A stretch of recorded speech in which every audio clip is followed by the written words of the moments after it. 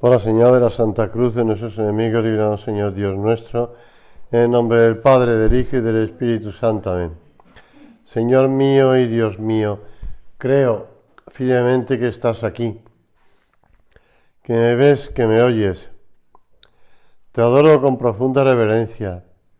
Te pido perdón de mis pecados y gracia para hacer con fruto este rato de oración. Madre mía Inmaculada, San José, mi Padre y Señor, Ángel de mi guarda, interceded por mí.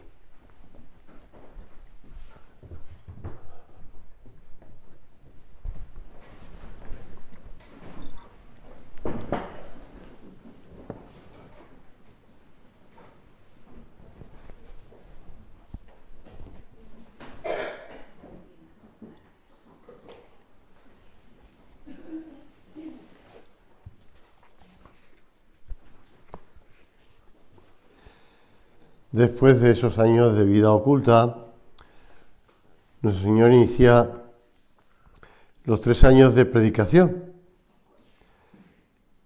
y va llamando pues a los discípulos que le van siguiendo. Subiendo al monte llamó a los que él quiso y fueron donde él estaba, y constituyó a 12 para que estuvieran con él y para enviarlos a predicar, dándole potestad de expulsar demonios.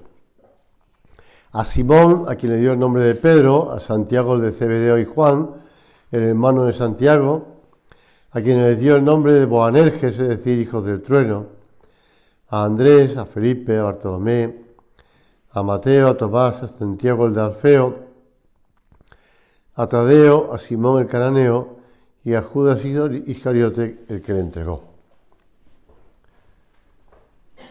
Así el Señor va llamando a los que él quiso. Me acordaba de un libro que escribió un antiguo cardenal de Colonia, que conoció y trató a nuestro padre y a los de casa de aquella ciudad. Pues que este hombre hablaba, cardenal Meissner, hablaba de que el Evangelio es profético. Y quiere decir con eso que lo que ocurrió entonces ocurre ahora. Y que lo que el Señor hizo de estar toda la noche en oración y después al día siguiente escoger a 12, pues sigue haciéndolo. Sigue haciéndolo. Y tu vocación y la mía nacen de esa oración de Cristo, de ese diálogo entre el Hijo y el Padre. Y en ese diálogo entre el Señor y su Padre, esa noche que pasa en oración, surge la llamada a los 12 y también surge tu vocación. Por eso hace considerar que estás, dicho de un modo más vulgar, estás en boca de Dios. Estás en la boca de Dios. Es decir, Dios habla de ti. El Hijo y el Padre hablan de ti. Hemos de sentirnos, por tanto, muy apoyados en nuestra vocación. Muy sostenidos en nuestra vocación. Muy seguros de que si Cristo se pasó toda la noche en oración para después elegir a los 12, también tú y yo, pues tenemos que saber que el Padre y el Hijo rezan por nosotros y piden por nosotros y están constantemente pidiendo por nosotros. Estamos siendo sostenidos por su oración. En los 12 también hay uno que es Judas, que fue el que entregó a Cristo, pero bueno, eso no quiere decir nada. Eso quiere decir simplemente que Judas se quiso apartar de la boca de Dios, se quiso apartar de dejar de estar en el pensamiento de Dios, pero no por eso, pues, ni la vocación de los otros 11, ni incluso el que Matías, que sustituyó a Judas, pues Matías, que es el último, es el pobre hombre que le ponen con los dados en la mano cuando lo representan, aquí no sale, pero bueno, por lo menos no se ve que tenga unos dados en la mano. Pero si ves en alguna representación pictórica de Matías apóstol, le verás con unos dados en la mano, porque él fue elegido porque echaron suertes y le tocó a él. Que no le tocó, porque efectivamente Dios también le escogió. Que Dios le sirvió de los dados. Ya se ha hablado algunas veces de aquel científico que hablaba de que Dios no juega a los dados, Dios no juega, que todos somos frutos del azar y no de Dios. Bueno, es muy triste, ¿no? Porque esas personas que se oponen, digamos, intentan con su ciencia demostrar que Dios no existe, me refiero a Monod, ¿no? Uno u otros tantos. Al final, después, ellos también pasan por un trámite que se llama la muerte. Y desaparecen y se encontrarán con el Dios, creador de los cielos y de la tierra. Pero bueno, dejando de lado esto que no nos interesa ahora, avanzamos con el Señor en nuestra llamada. San José María, pues, hablaba muchas veces de que se han abierto los caminos divinos de la tierra.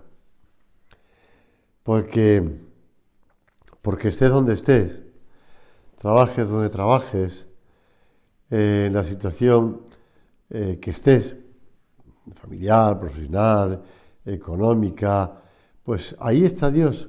Y Dios sigue llamando a la gente. Y Dios nos sigue llamando. Y esto sigue siendo nuevo. San José María, nuestro padre, fue abriendo camino, ¿verdad? Y acudía a un ejemplo que tenía muy delante para intentar explicarle a la gente lo que eran los miembros del Opus Dei, pues los primeros cristianos.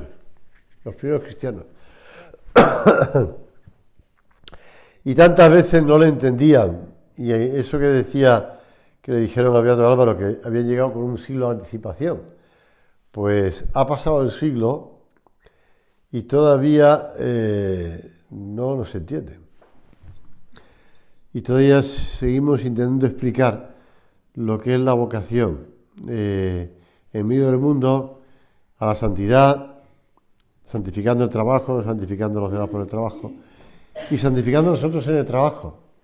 Y se sigue sin entender, y no me refiero a la gente de fuera de la iglesia, me refiero a personas en la iglesia que no entienden, tienen esa mentalidad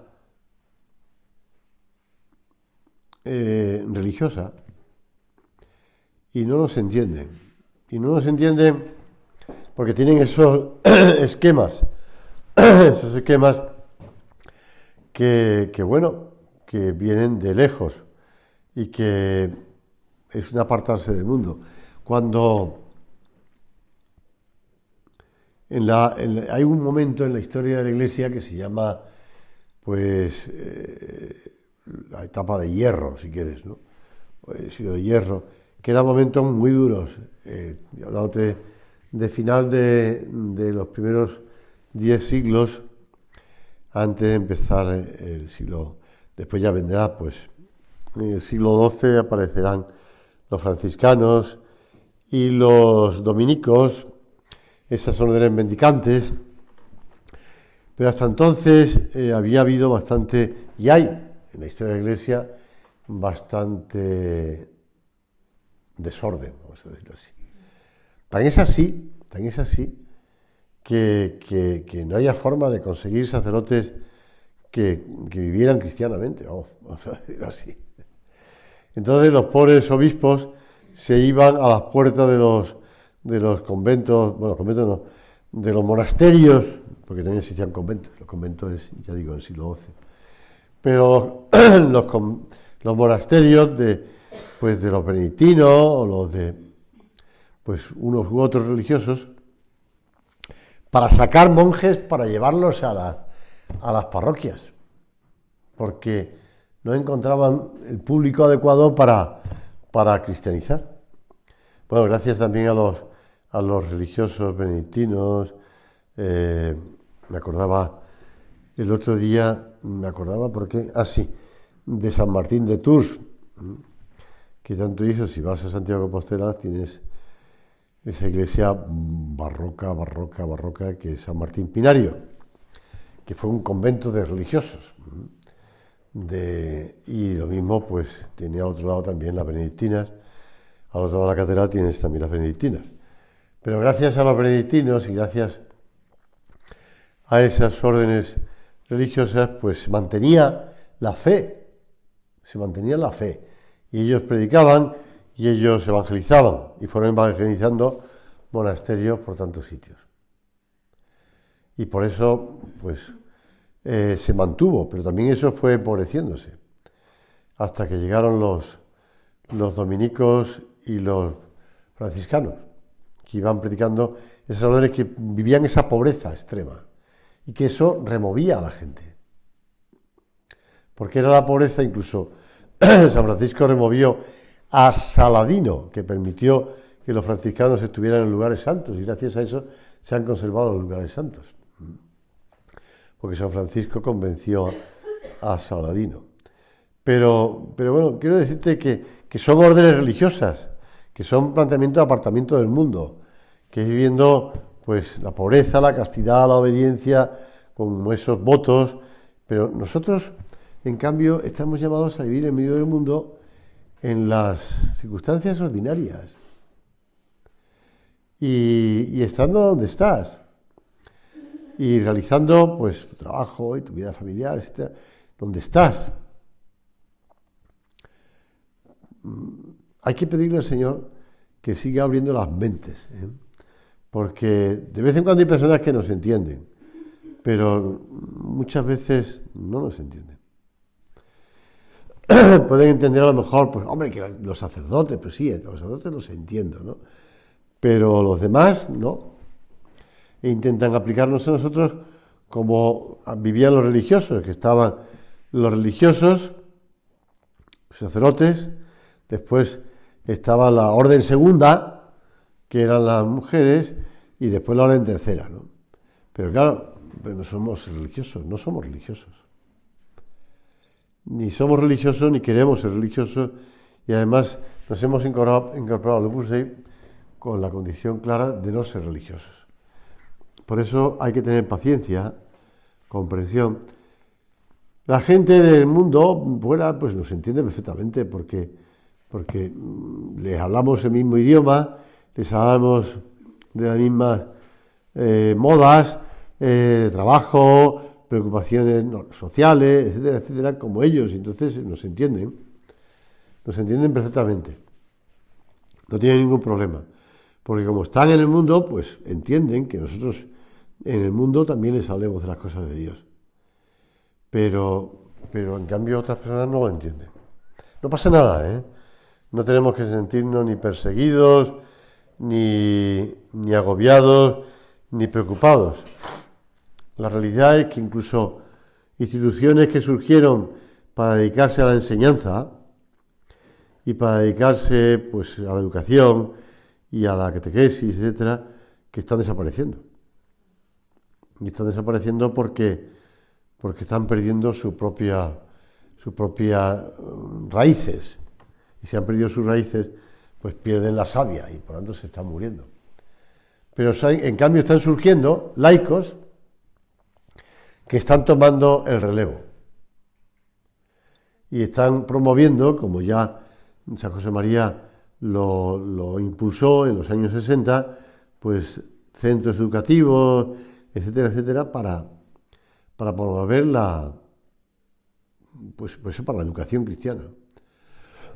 Pero laicos, su trabajo profesional, sus medios económicos de vivir, etcétera, y también educación. Conscientes de que la realidad de que, bueno, pues que la vocación la ha dado Dios y sigue llamando. Y como Dios llamó a los que quiso, pues quiso que nuestro Padre difundiera ese llamado universal a la santidad. Y nuestro Padre fue abriendo paso. Es que he ido leyendo pues los distintos pasos que va dando nuestro Padre. Lo dice en este libro que te decía antes, con mucha... Lo escribe, pues son artículos de distintos historiadores que van tomando el relevo, pero lo dicen con mucha claridad, pero a la vez con mucha normalidad, mucha sencillez. Como su padre pues fue abriendo paso, a pesar de que a veces pues no se entendía, otros sí, entendían y permitían que nuestro padre fuera abriendo ese paso. Y bueno, pues hasta llegar a los sacerdotes diocesanos. Bueno, que tanto, es muy bonito. Hay una conferencia, no sé si lo visteis en las convivencias anuales del verano pasado, pero hay una clase, una charla que da uno de estos historiadores hablando de cómo se desarrolló la Sociedad Sacerdotal de Santa Cruz en España, en aquellos años 50. Y eran todos sacerdotes jóvenes que salían del seminario con la ilusión de vivir su vocación.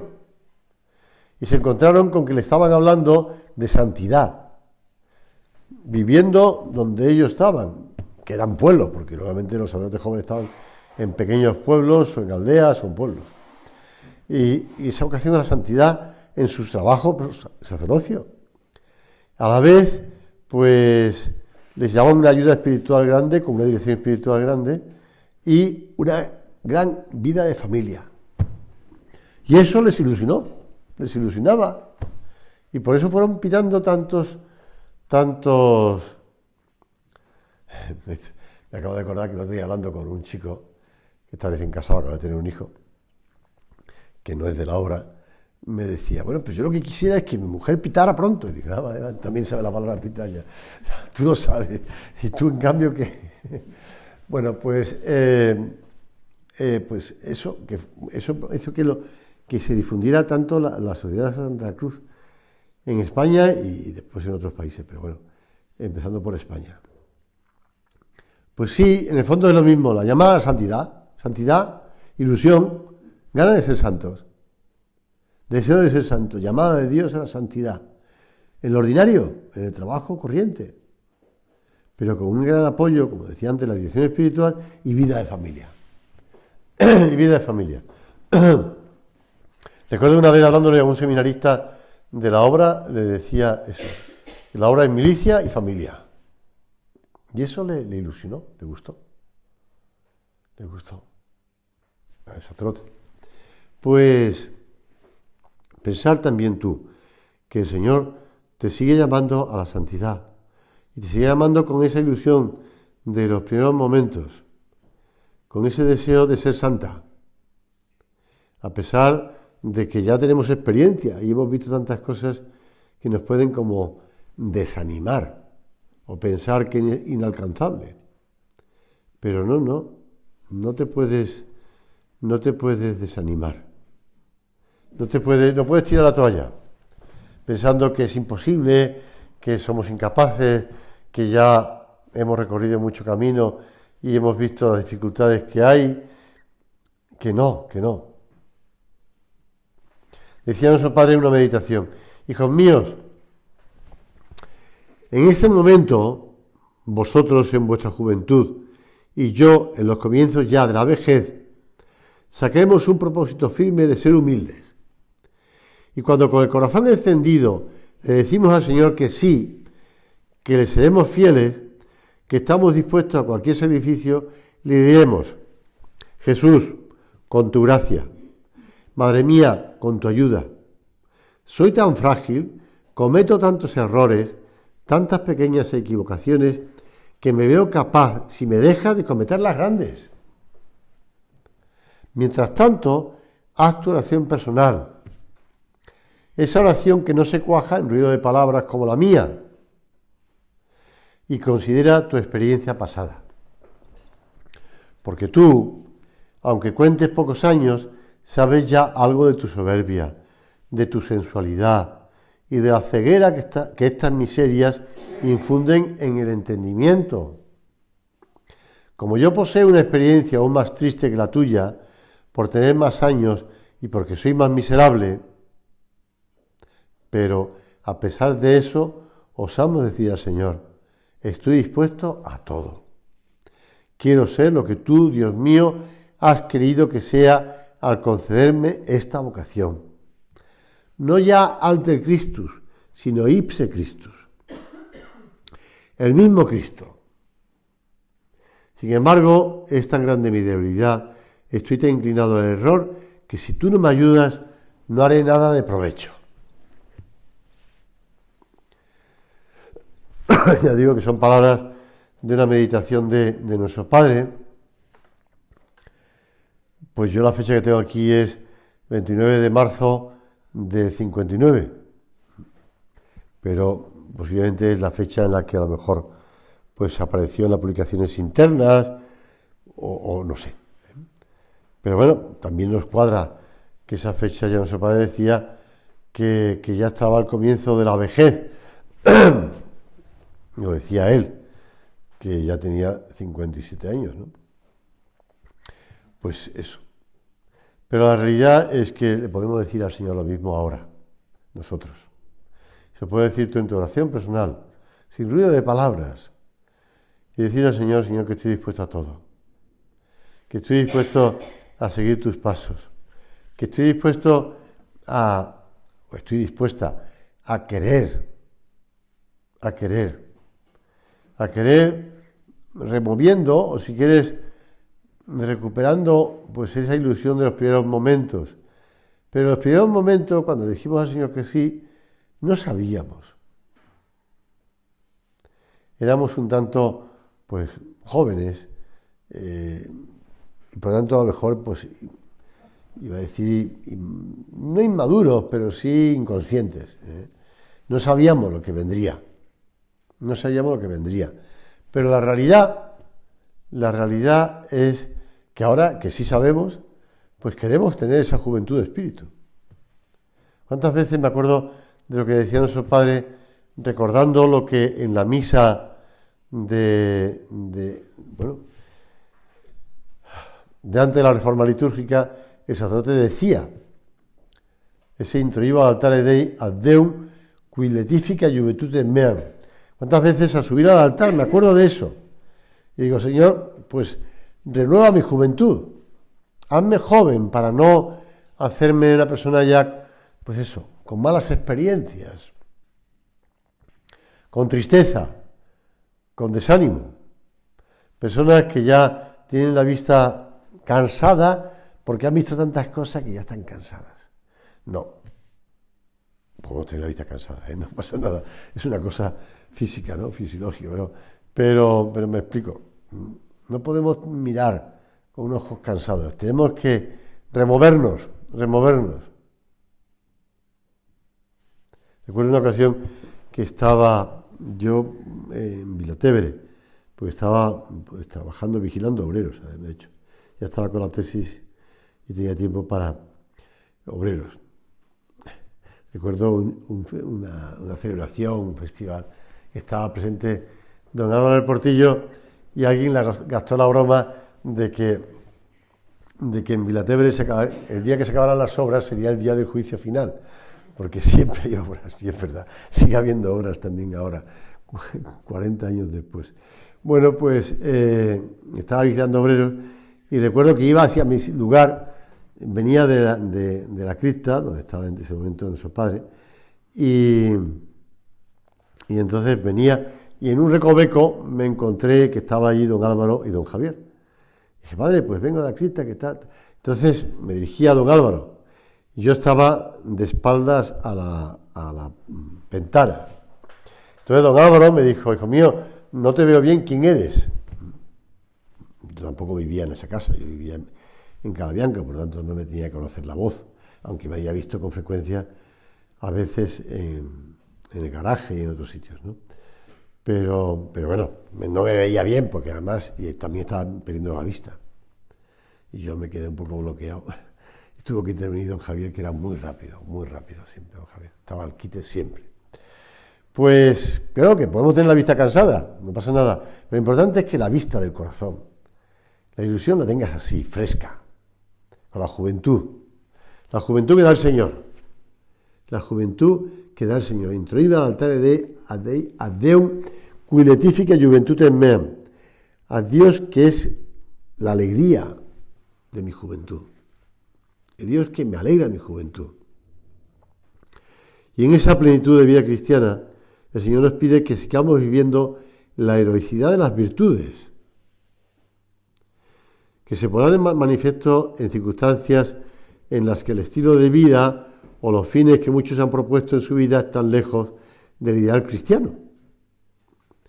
Y se sorprenderán que llevamos virtudes humanas y virtudes cristianas en medio de esos ambientes. Y no nos tiene que sorprender que la gente, pues, bueno, y que llevamos el celibato, cuando es algo, perdonadme, incomprensible. Sí, porque no lo comprenden. Tampoco comprenden el matrimonio. Entonces, no comprenden el amor, la entrega. Y entonces, pues, tampoco comprenden el celibato. Pero no pasa nada, porque ellos, al ver nuestra coherencia de vida, perdón, al ver nuestra coherencia de vida, pues, se sorprenderán. Se sorprenderán y les ayudaremos. Les ayudaremos también a entender lo que es el amor humano y lo que es el amor de un hijo de Dios.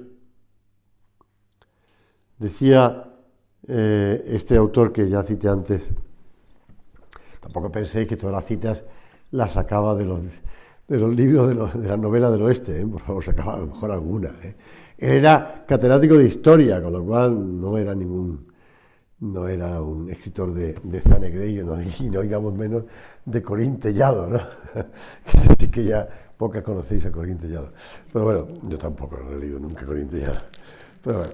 Entonces decía don Federico Suárez en ese primer libro suyo, La Virgen Nuestra Señora: si hoy tantos cristianos viven a la deriva, con escasa profundidad y limitados por estrechos horizontes, se debe sobre todo a la falta de una clara conciencia de su peculiar razón de ser y de existir. Lo que eleva al hombre, lo que le da realmente una personalidad, es la conciencia de su vocación, la conciencia de su tarea concreta. Eso es lo que llena una vida y le da contenido. La vocación es lo que da contenido. Y por eso cuando les explicamos a las personas que van a empezar el matrimonio o que ya están casadas, hablando de la vocación también matrimonial, claro que sí, claro que sí. La vocación la da Dios, y esa juventud de espíritu, ese deseo de seguir entregándose, de seguir luchando. En la vida vamos creciendo. No se trata, en este libro de Garrigou Lagrange, la Madre del Salvador, no se trata de un crecimiento de orden cuantitativo, como el de un montón de trigo, sino cualitativo. Como cuando el calor se hace más intenso, o como cuando la ciencia, sin llegar a conclusiones nuevas, se hace más penetrante, más profunda, más unificada, más cierta. Así la caridad tiende a amar más perfectamente, de modo más puro, más estrechamente a Dios por encima de todo, y al prójimo, a nosotros mismos, para que glorifiquemos a Dios en el tiempo y en la eternidad. Ese es el crecimiento que vamos haciendo. Y por eso le decimos al Señor en este rato de oración: Señor, ¿cuántas veces he tenido que volver otra vez a la intimidad de la oración? Porque me estabas olvidando de ti, me estaba separando de ti, porque estaba metida en tantas cosas, en tantas preocupaciones, o en tantos jaleos, en tantas cosas, que ya la oración era un trámite, pero no había intimidad. Veo que tú no te has separado de mí, pero yo ahora vuelvo otra vez a la intimidad. Quiero volver a estar contigo. Quiero estar y tratarte con esa cercanía, con esa confianza, con esa seguridad de saber que tú estás ahí. Y que mis elegidos no trabajarán en vano. Eletti mei non labon frustra. Nuestro Padre se metía en el Evangelio. Pero te das cuenta de que siempre sacaba ideas nuevas con la mirada, si quieres, bajo el foco que recibió el 2 de octubre del 28. Siempre todo le servía para profundizar en la vocación, para profundizar en el espíritu del Opus Dei, para avanzar, siempre con esa ilusión, con esa luz de la vocación. Pues igual nosotros, enfocamos todos los aspectos de nuestra vida con el Señor, con la mirada del Señor, conscientes de que el Señor está contemplándonos, de que el Señor nos sigue iluminando, nos sigue ayudando. Vamos a seguir contagiándole a la gente el deseo de acercarse a Dios, de corresponder a lo que el Señor les va diciendo. Porque el Señor tiene para cada uno una vocación, una llamada, como tenía también para la Virgen y para nosotros.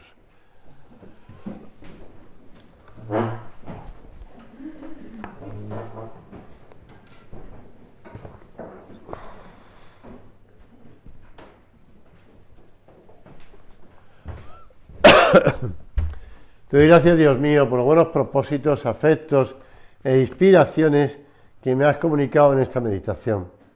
Te pido ayuda para ponerlos por obra. Madre mía Inmaculada, San José, mi Padre y Señor, Ángel de mi guarda, interceded por mí.